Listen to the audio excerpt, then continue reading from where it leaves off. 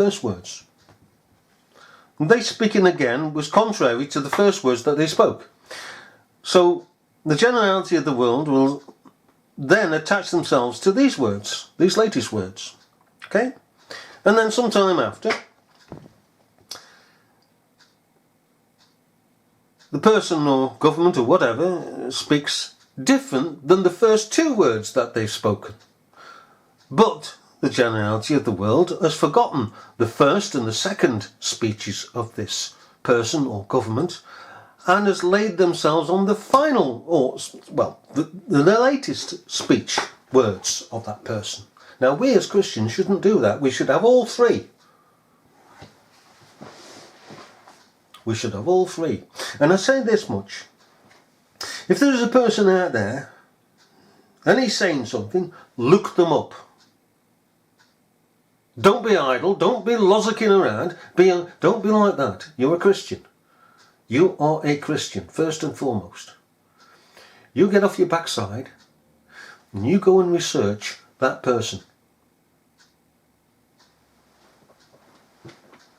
And by research, you then know what they are.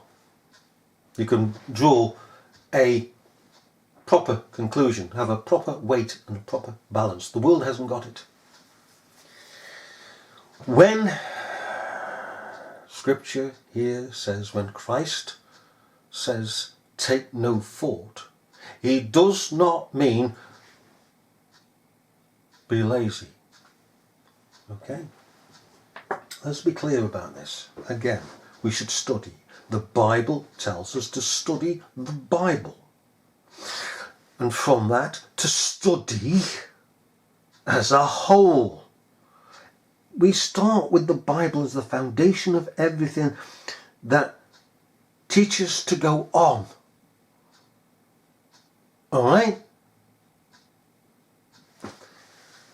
It's like Genesis, isn't it? We have the first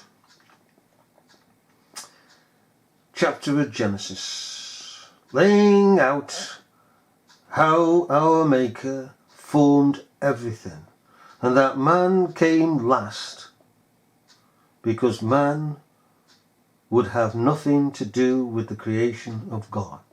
If he had been put first, then people would have said, well, he came out of man. All right? Secondly, as the creation is laid down, we therefore learn that when evolutionists come up to us, we say to the evolutionist, right, God created everything plus man in 6 days. He rested on the 7th. Bye-bye.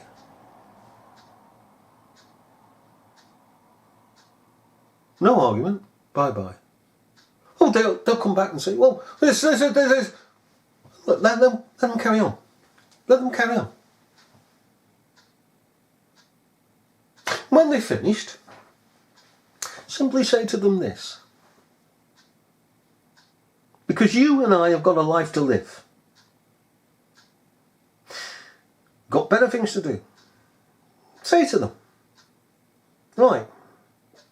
First of all, order cannot come out of chaos. It's impossible. Secondly, otherwise chaos isn't chaos. Alright? Secondly, who's the better person? Who has the life? Me. Why? Because I believe that God created everything in 6 days. You have no life because you believe in evolution. You've got to continually go on to try and prove your theory. You have no life. I have a life. So, bye-bye.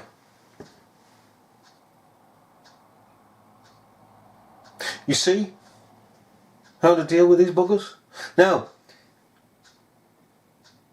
and Christ did so, by the way. Read the life of Christ. Read the scriptures. He gave succinct answers and walked on. Not great big arguments. And walked on. The world wants to argue and argue and argue and argue and argue. Christ laid down a pattern for us. And when we come to the Acts of the Apostles, we see there is no long debates. It's a simple laying down in a few words the truth. Okay? Now here, alright, we are given an addition to our understanding. Sorry, I've just moved away from one. I should have mentioned why we went to Genesis. In Genesis chapter 1 we have the world created, alright? And everything in it, in perfect form. That is, in holiness and in righteousness. In chapter 2, the Bible then teaches us to own generations. It's not like don't get me going about Spurgeon and that. The pre-Adamites. Oh, he's awful. Awful. Oh, he disparages the Lord. Something terrible. Okay. Chapter 2. Again, you see how Scripture teaches us. Chapter 2 of Genesis. Thus the heavens and the earth were finished, and all the host of them. Okay. And it goes on to chapter 4. Tells us how to deal with a certain aspect of life. Generations. This is where generations are taught. These are the generations of the heaven and of the earth when they were created. Generations, not recreation, generations. This is where we get the term generations from. This is where we get the practice of generations from the Scriptures, teaching us from the very beginning in Genesis to have everything that has gone before and to place it in generations. Okay. Now, let us focus a little bit here with the words of Christ. The disciples should be brought before those who were going to be condemned to the uttermost. Okay? The seal. Seal upon them. The res judicata, as they say. The final seal laid upon these people. Now the Apostle Paul's and the Stephens and such like are going before these people. Okay? They prepared their speeches within themselves. But they are not restricted. This is what Christ is saying here. Do not go prepared with every jot and tittle, in the sense that you do not allow, alright, God speaking to you as a Christian from heaven. You see, something could come up by the enemy that you'd not foreseen, because we should all foresee what the enemy is going to say. We should think it through. We should think, oh, well, if I say this, what's he going to say to that? Or she say to that? Well, it might be this, it might be that, it might be the other. So you put a long list down. Okay? You're forming it out of your understanding, your intellect. It's for informing you. But at the end of the day, though you've got all your points, let's say you go into court, you've got all your points, and this is what is expected of us, to have all our points laid down to the rebuttal of the other side, okay? But, as Christ here is teaching, okay, that we should be open, not steadfast, but open something that we have not contemplated. So if a judge turns around and says something that we haven't thought about,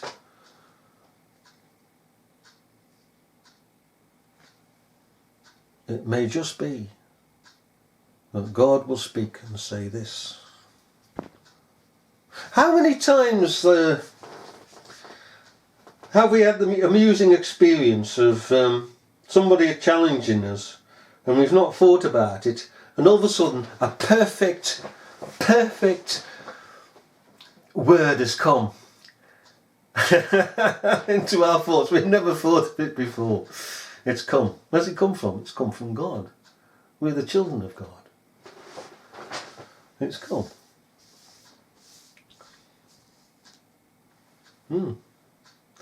So,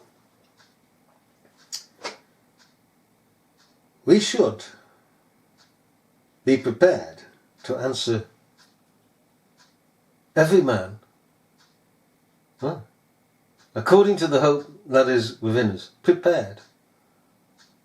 And that does not contradict Jesus Christ here, but it upholds what we just said. We prepare. We think it over. We're not supposed to be idiots and dull beings and lazy so-and-sos. We're to think it all out. We're to think about this pigging world, you know. Look at these buggers out here. What are they believing? And we should contemplate, what are they believing? Is that right, what they're believing? And we should come to the reason. And we should lay it up in store. We should be well educated, alert, wise, discerning. Because how can we be pillars and salt in society if we are not learned in the truth? And we begin with the truth where the word of truth is, in the Bible. And the Bible teaches us to go out into the world and discern what is true and what is not true, so that we not only gain more maturity in understanding how things work and how to answer those things how they work, but to relay it to other people. Okay? I love giving examples. I'll give you an example. Okay? Because how can people lean upon you, by the way? Lean upon you, trust upon you for good common sense and understanding. People coming to you and saying, well, how do I answer this? I had this a lot. How do I answer this? Well, you answer it this way. Just turn the tables round. Now, I had one the other day. Okay, somebody said about this coronavirus, okay? I said, right, okay. Tell me if you know somebody who's got swine fever. Chicken flu? Ebola? They couldn't. I said, right, okay then. Now, we've got swine flu. Okay, so that must be continuing on, even though the news is not saying anything about it. That's swine flu, and then you've got bird flu, and then you've got Ebola. The three of the fairly latest. Okay, so the hospital should be having people admitted for swine fever, bird fever, Ebola. How many persons there? Now they've got corona. So the media should be coming back with the numbers for swine fever, Ebola, and bird flu. And then, of course, corona. And if you think about it sensibly, okay, since when do you go into a hospital that is packed with all three of these diseases? Well, 4 diseases, and others that went before them. Does not that say, because when you go into a hospital, or you don't hear it on the media, that the viruses that have gone before are just simply stories made up?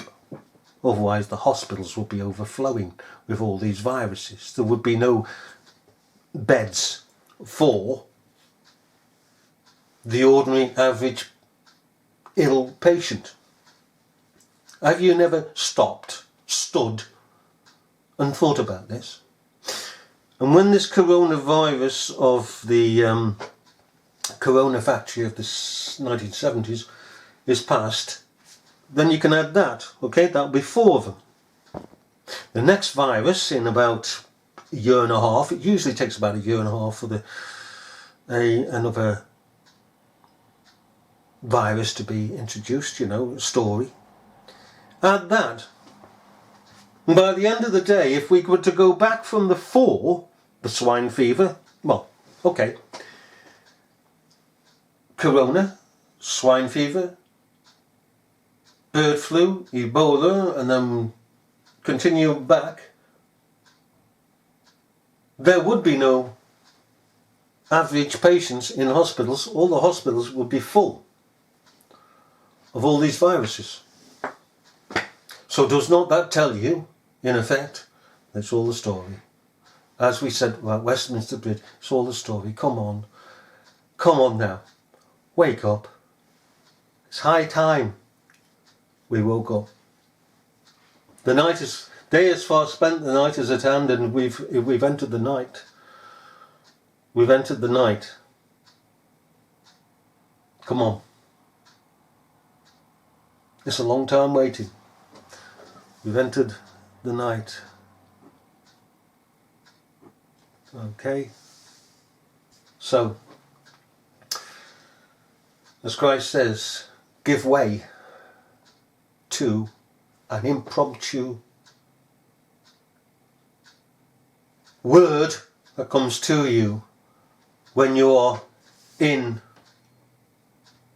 a situation where you're contending for the faith. Don't be so closed as not to be able to give way to a word in season coming from God.